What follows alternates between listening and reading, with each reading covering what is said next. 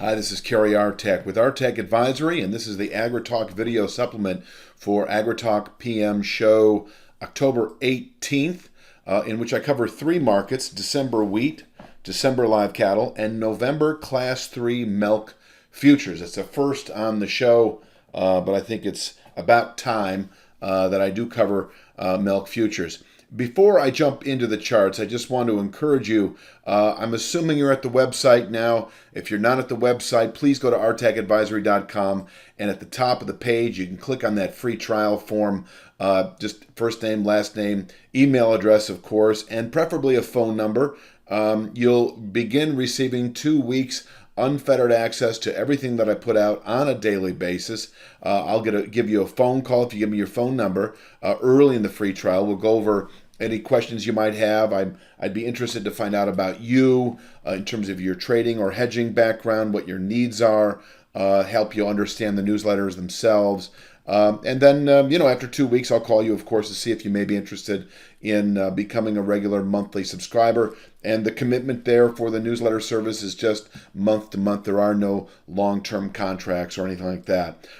Let's jump into the charts right now. I'm starting with December wheat.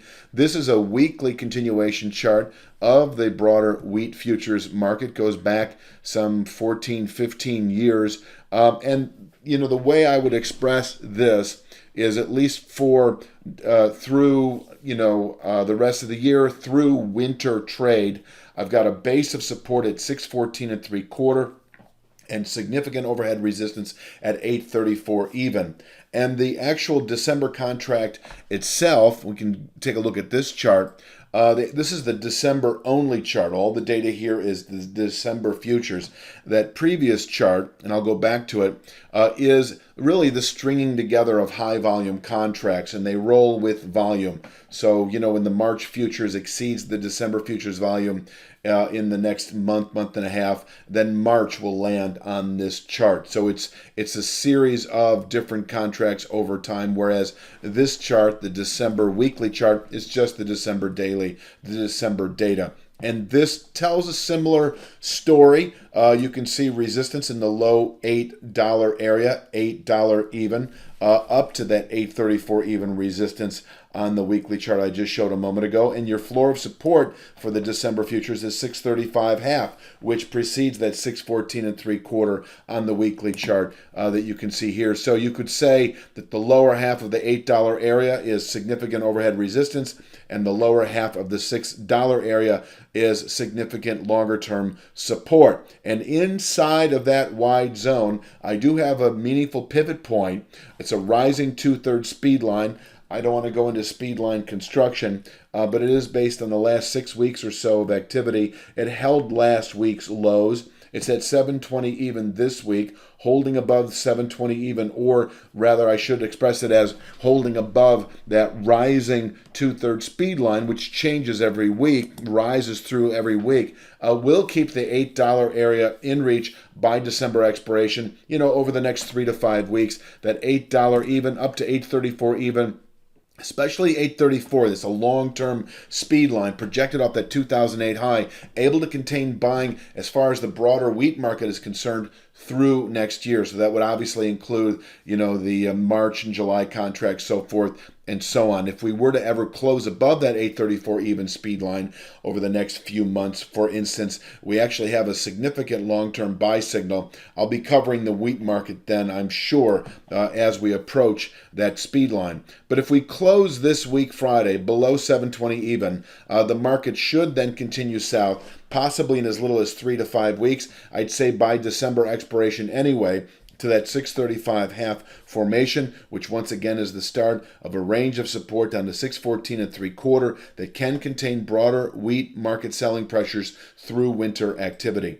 Let's move on to live cattle. The December contract, very similar. This is a weekly continuation chart of the broader live cattle market, the stringing together of previous high volume contracts. So when the February contract exceeds December volume, it will land on this chart and be reflected on this chart. And this particular chart tells me really an interesting story. Let's just put it this way, 134.07, a channel top we rallied to within 2% of a couple of months ago, still represents the long-term ceiling for the broader live cattle market. It can absorb buying through next year.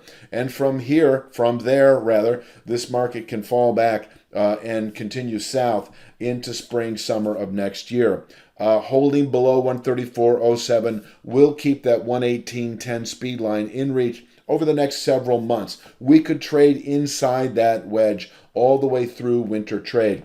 But if we were to close above 134.07, and keep in mind February contract, a higher priced contract, will inherit this chart over the next month, 6 weeks or so. And so we have a situation where the February contract itself may actually roll above that resistance, or at least very close to it, all things being equal. And if we happen to settle above that 134.07 channel top over the coming weeks, then we have a longer-term buy signal for the broader live cattle market.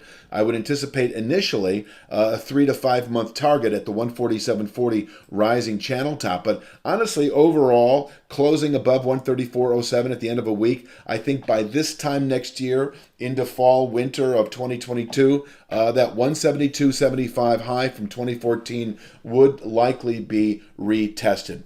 Let's talk downside. 118.10, as I mentioned. We're very far from it right now. I could give you downward pivot points on the December contract, but they're changing too quickly for purposes other than this week, and I don't think we'll test 124.35, but I'll put it out there anyway. If we close below 124.35, 118.10 then expected within about 3 to 5 weeks. That 118.10 speed line, once again, able to contain selling through winter trade. But if we close below 118.10 at the end of any week, we have a longer-term sell signal. The next 3 to 5 months could take a little longer, could take 5 to 8 months perhaps, depending on how the market behaves on the way down. But in any event, closing below 118.10, the 97.20 rising 2/3 speed line becomes a longer-term objective. And if it's a 3 to 5 month reality, let's say we close below 118.10 by the end of the year.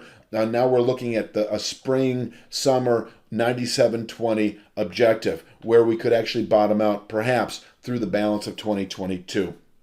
And finally, let's take a look at the Class 3 milk futures. This is a monthly chart. I stress monthly chart. This goes back some 15, 16 years. And, you can see we have a base of support at 1604 for the entire month of October. And we've tested that channel bottom. I'm going to show it in better detail here in a moment. But this is sort of the big picture. I've had a low 20s objective since we tested that 1604 channel bottom in August. We are probably going to reach it over the next few weeks. That 2081 formation able to contain buying through the rest of the year, possibly through winter trade, and from there, the market can, over the following 2 to 3 months, fall back to the 1604 formation. If we were to close above the 2081 formation, then we're looking for 2473, which is a long-term channel top. Goes back a couple of decades. We came close to testing it, actually, about a year ago in November of 20. Let's take a look at the weekly chart. You can see the same formation at 1604 on the monthly chart as 1613 this week. This is a weekly continuation chart, reflects the November 21 contract. And FYI, when November is replaced by December in terms of volume and front month status, December will inherit this exact same chart. So 1613 is a base of support, above which I maintain a 2091 2 to 3 month target. We tested that 1613 in August. 2091 in reach over the next few weeks. 2091 able to contain buying through the rest of the year, possibly through winter trade. And once we test it, the market can fall back, rotate south to 1613 again within several months. We could trade inside 1613 to 2091 all the way into the spring of next year. These levels, by the way, are changing gradually, rising.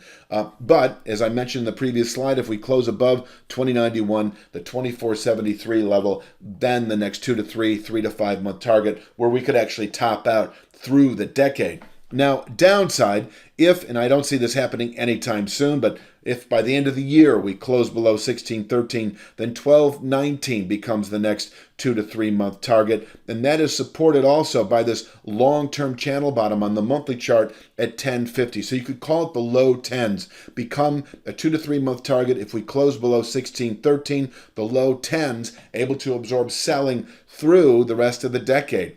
I think that's really all that needs to be said for this AgriTalk video supplement for Monday's show, October 18th. So do yourself a favor. Fill out the free trial form on this website. Take that 2-week test drive. You have nothing to lose and much to gain.